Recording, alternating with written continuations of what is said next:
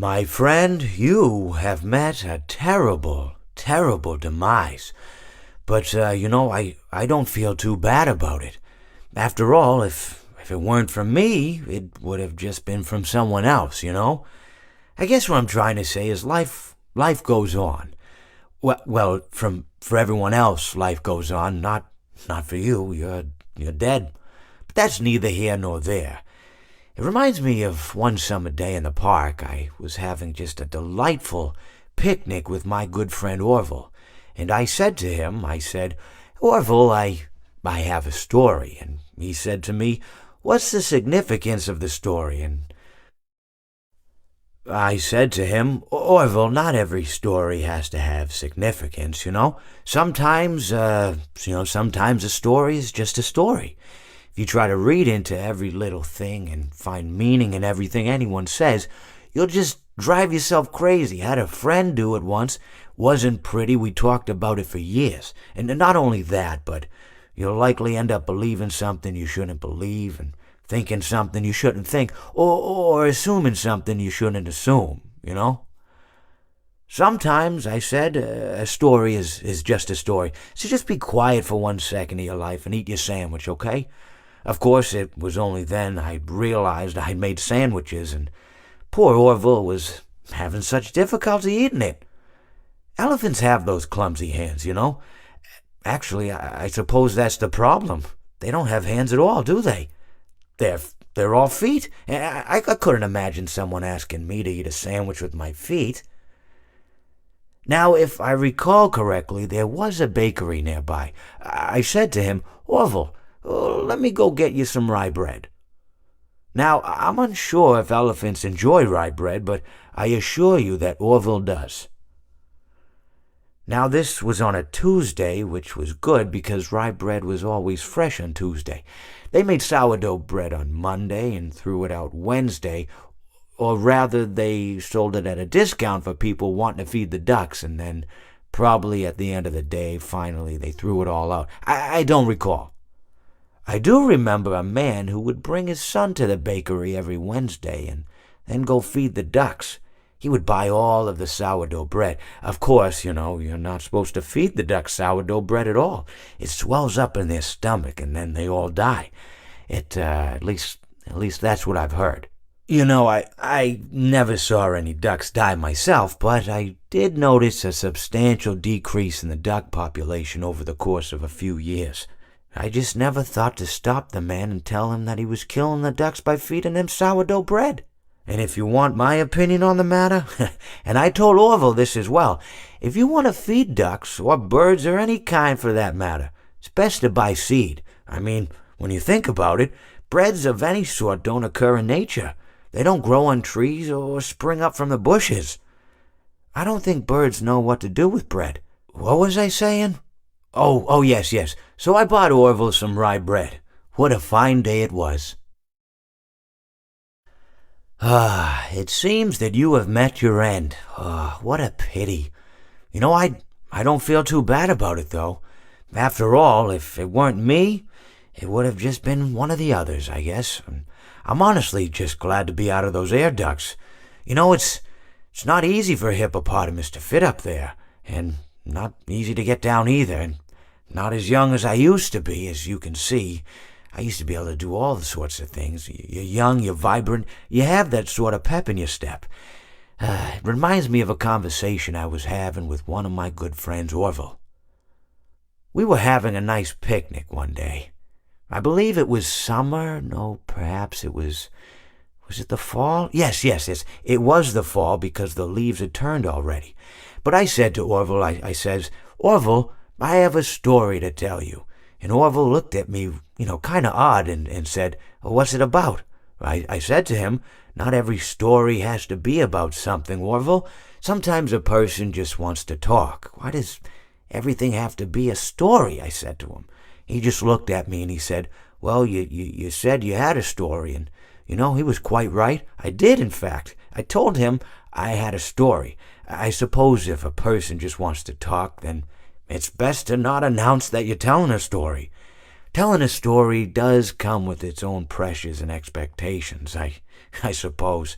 After all, If you're just talking to a friend, and there's no more expectations than if you were talking into the wind.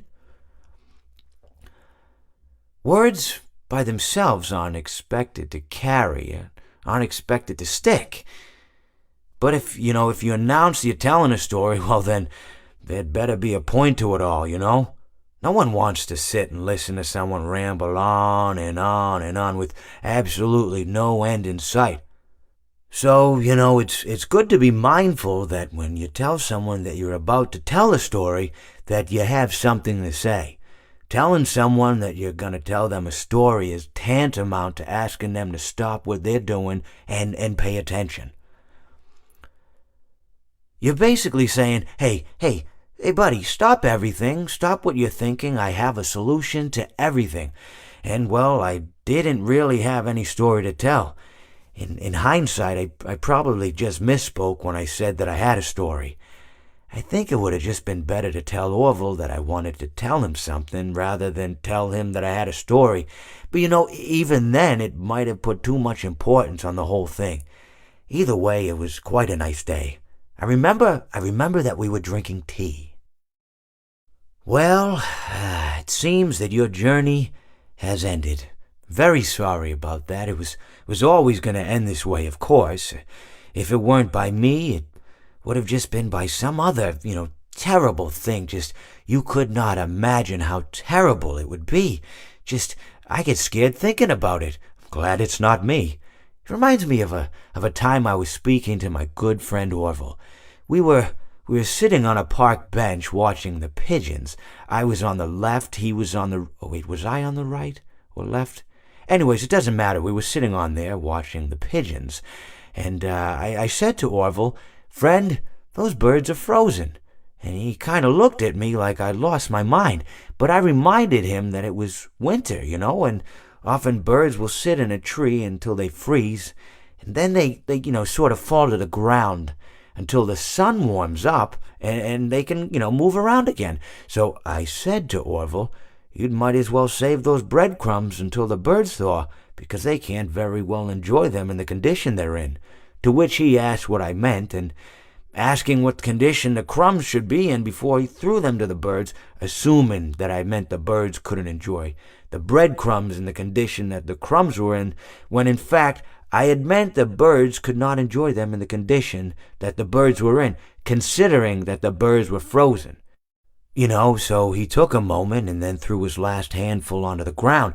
I said to him, "Orville, why did you throw the breadcrumbs to the birds when I just told you they're frozen?"